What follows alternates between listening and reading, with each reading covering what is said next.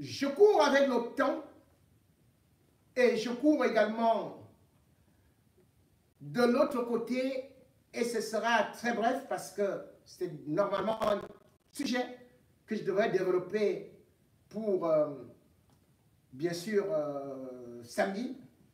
Mais néanmoins, tout comme également le Mali, j'avais promis aussi de traiter un peu l'actualité malienne. Je vais revenir, mais je cours d'abord de l'autre côté de Yaoundé, du côté du Cameroun, du côté de ce beau pays qui est en train de se dégénérer.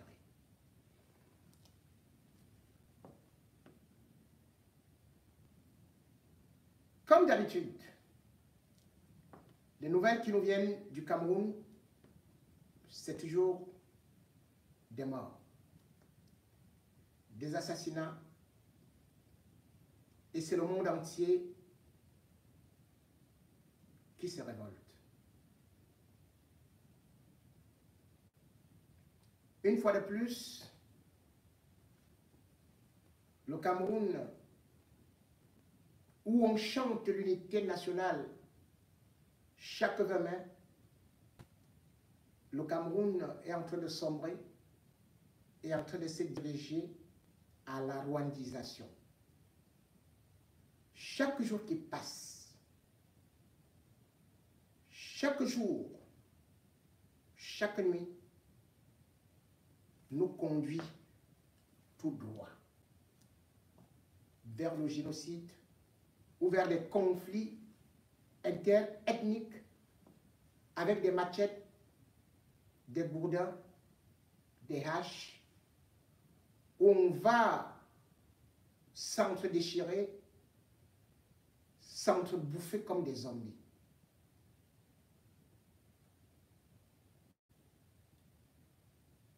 Encore un conflit qui nous vient cette fois-ci du nord-ouest, du sud-ouest. Makaya. Ce village vient de nous montrer encore jusqu'où des gens qui pouvaient être en paix, des gens qui hier étaient des amis, peuvent se transformer en ennemis au pays de Biya, au pays du régime RDPC, où le flambeau choisi pour le parti au pouvoir, c'est une flamme. Le Cameroun brûle. Le Cameroun est un enfer. Enfer sur terre. Et on a pu encore le voir avec deux communautés, Elliot, Massaga, qui se sont affrontés violemment suite à un problème foncier. Et les Olites qui ont attaqué violemment leurs compatriotes, la communauté adverse, n'ont pas supporté la réplique, sont revenus et cette fois-ci en renfort, avec des machettes bien armées pour créer le désarroi. 32 personnes assassinées, dont des femmes, des bébés, des orphelins. On a même décapité certaines personnes. Même les étrangers qui vivaient en paix, des Nigérians, 5 ont trouvé la mort. Alors que le responsable de l'EPC, l'église presbytérienne du Cameroun, de la localité, nous a fait comprendre qu'il s'agissait effectivement d'un conflit interethnique venu toujours d'un litige foncier, comme on enregistre tous ces derniers temps au Cameroun, où pourtant on nous a fait croire que la priorité des priorités, c'était le vivre ensemble, mais c'est le mourir ensemble. Le prélat ayant parlé, jurant sur la Bible, Et avec témoin, Yaoundé, tel le diable qui fait serment sous l'ombre du crucifix, est sorti encore avec un autre communiqué mensonger pour dire que, attention, ce sont les Amazoniens, les séparatistes, les terroristes qui sont sortis de la brousse et sont venus dans un deuil trouver des familles paisibles et les ont attaqués et puis ils ont assassiné une trentaine de personnes. Ils ont même incendié la dépouille. Puis, lorsqu'ils voulaient partir, 4 ont été neutralisés. Neutralisés par qui? Lorsqu'on est dans un deuil, est-ce qu'on a une arme? Est-ce qu'on a un couteau? Est-ce qu'on a un fusil? Pour neutraliser un terroriste qui arrive devant vous avec des fusils, vous réussissez à tuer 4 ou 5? Yaoundé donc en train toujours de pratiquer sa politique de pyromanie. Créer des conflits interethniques et puis venir rejeter la responsabilité sur les autres. Comment peut-on régner ce conflit qui, pourtant, est connu de tous depuis et que Yaoundé a eu à façonner, à alimenter en faisant comprendre que certains étaient des traîtres et que d'autres étaient des bons. Ce qui arrive au Cameroun, curieusement, ça n'émeut même plus le chef de l'État. Pas de condoléances, pas de premier ministre qui se déplace, rien. C'est la communauté internationale qui s'alarme. L'ambassade du Cameroun, l'ambassade du Canada au Cameroun a sorti un communiqué pour condamner. Tout comme également le Royaume-Uni ne comprend pas ce conflit que les autorités camerounaises, qui pourtant ont eu à promettre que la paix était revenue, ne parvient pas à finir, bien au contraire. La situation ne fait que s'aggraver. Toutes les chancelleries occidentales ont déjà condamné. Peut-être pas la France, puisque la France, avec son oiseau migrateur de l'hôtel international, est porté disparu, préfère se taire ou encore préparer son successeur, son fils certainement. Dans une telle situation, comment peut-on comprendre que la situation du Cameroun ne soit jamais évoquée, que les autorités camerounaises ne soient pas punies? Comment peut-on comprendre qu'une guerre qui a déjà fait au moins 12 000 morts, plus d'1 million de déplacés, que la communauté internationale, que l'ONU ferme les oreilles, ferme les yeux, bouche sa bouche, silence, on tue. Ça nous rappelle le Rwanda. En 1994, la France était là, l'ONU était là, jusqu'à ce qu'il y a eu plus d'1 million de morts. Il y avait des assassinats ciblés.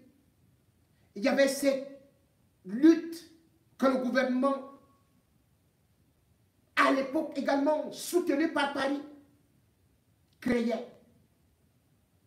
Aujourd'hui, au Cameroun, ça se répète partout.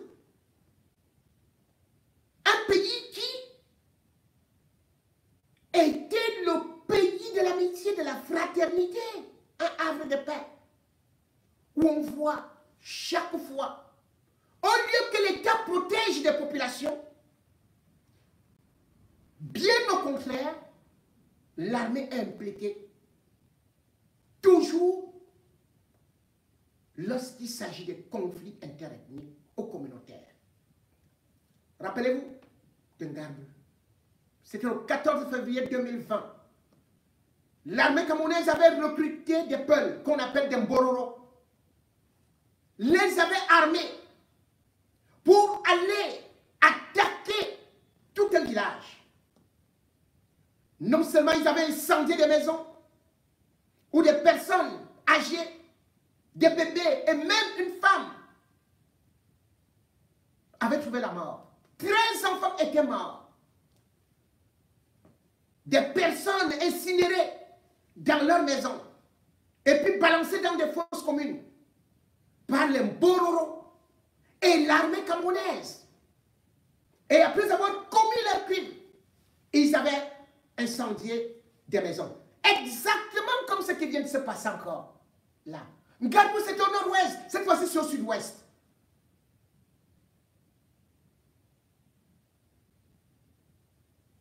Ils avaient nié.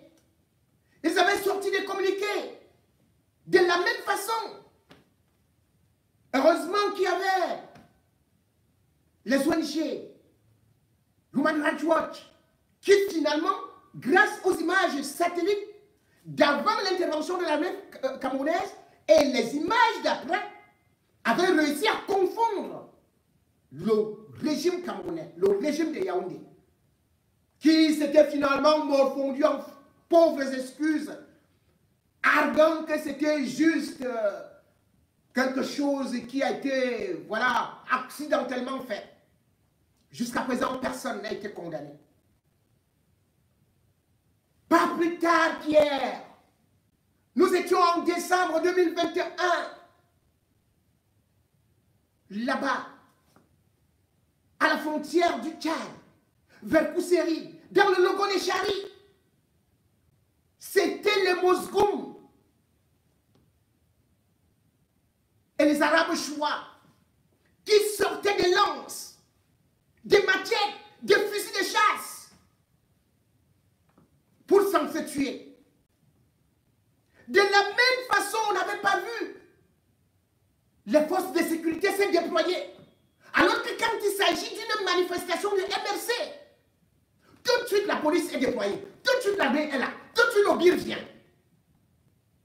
Mais avant cela, en août 2021, les Mosgoum et les Arabes chouas, toujours sur un problème foncier, avec une guerre interethnique qui avait provoqué 30 morts, 173 blessés et plusieurs exilés au Tchad. L'État du Cameroun, au lieu d'envoyer l'armée là-bas, au lieu de renforcer les forces de police là-bas, ont encore laissé les Mosgoum et les pauvres Arabes chouas s'entretuer. Certains ont eu à se réfugier et mouraient de faim en Djamena. Ils ont traversé un pont et par la suite, le fils d'Idriss Déby, Mahamat Déby, étant déjà débordé, avait dû fermer la frontière. C'est plus d'une semaine après, exactement comme maintenant. C'est là où le régime s'était réveillé pour dire, bon, on va envoyer le gouverneur qui dit, non, on va essayer de calmer les choses, on va essayer de revenir à la paix, à ceci. Ce régime qui est à l'origine de toutes ces guerres veut uniquement aboutir au feu de Lucifer, qui est leur maître de leur univers. Verser le sang des Camerounais pour qu'ils s'entretuent. Regarde au sud, comment on chasse, tantôt les Bamouns, on persécute les Bamileke. Et là encore, dans une petite région, dans un petit village, d'Union et So, à Soak, on vient de chasser des Bamileke à coups de gourdin, à coups de machette.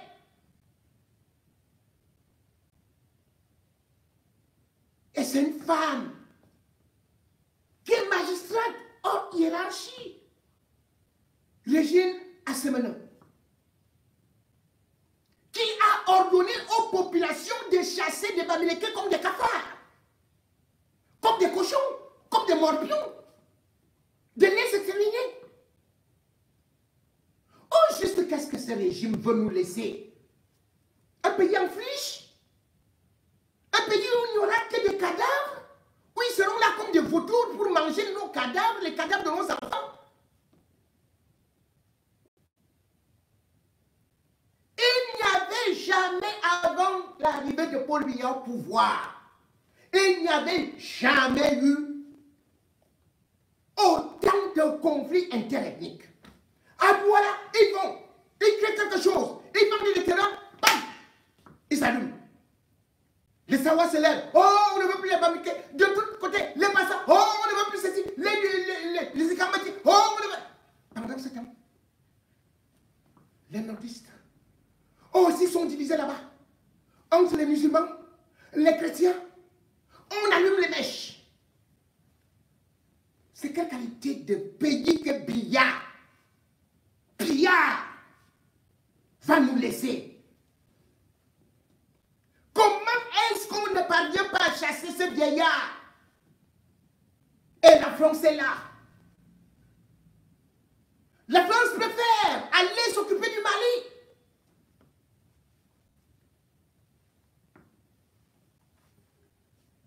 La France préfère dire que nous, on ne va pas partir du Mali. Tout un complot international est fait. Ils ont rédigé. Parce qu'ils devaient avoir un vote au Conseil de sécurité. Et c'est la France qui rédige. Pour le maintien de la MINUSMA. On prolonge ça jusqu'au 30 juin 2023. Les Maliens vous disent, nous on ne veut plus. Il y a déjà eu trop de choses ici. On ne veut plus. Après, néanmoins, Paris voulait quand même que ces avions quittent le Tchad pour aller survoler Bamako. Enfin, pas seulement Bamako, puisqu'il y a aussi des belles mines là-bas. Ils vous disent qu'on ne veut pas.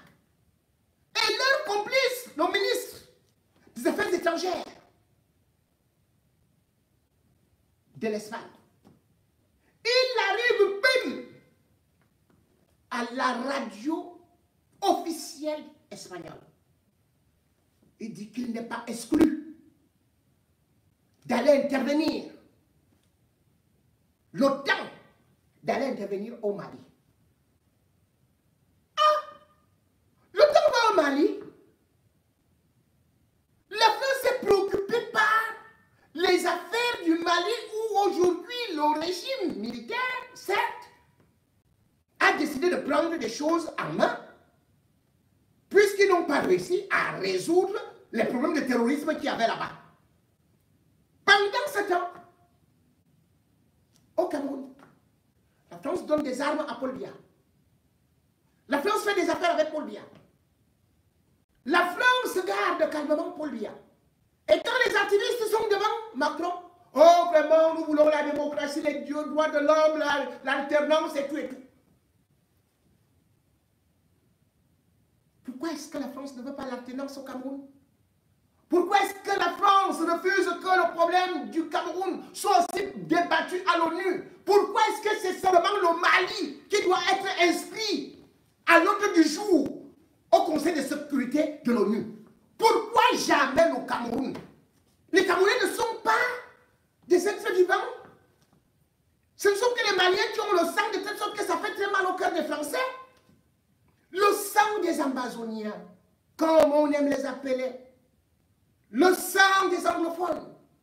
Le sang de toutes ces communautés qui s'entretuent. Pourquoi est-ce qu'on ne prend pas du temps au niveau du Conseil de sécurité de l'ONU pour mettre le dossier Cameroun à l'ordre du jour? Va-t-on attendre qu'on aille jusqu'au génocide, jusqu'à l'extermination définitive de notre pays pour qu'ils viennent s'installer là parce que le Cameroun, c'est la porte d'entrée du golfe de Guinée? pour qu'ils viennent faire les affaires pendant que nous, on sera dans des cimetières. Paul Biya est leur chef militaire. Va tuer tes frères et sœurs. Va les exterminer. Envoie-les en enfer. Et puis, c'est notre terre.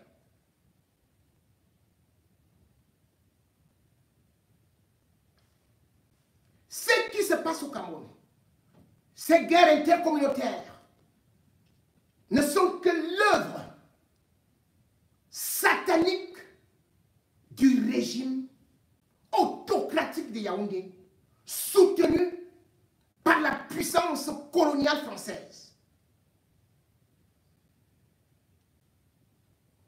Mais un jour, tout comme la France rend compte à l'Algérie, tout comme la France rend compte au Rwanda, la France rendra compte au Cameroun pour tous les crimes commis d'avant la période de l'indépendance, avec les Félix Moumié, les Oumyobé, plus de 400 000 personnes assassinées, des têtes coupées. Et c'est ce que Paul Biya ne fait que perpétuer, perpétuer. Mais un jour, ceux qui ont laissé ces crimes se faire en toute impunité, ils seront pourchassés, ils seront jugés comme les nazis dans les temps passés. Merci de m'avoir écouté.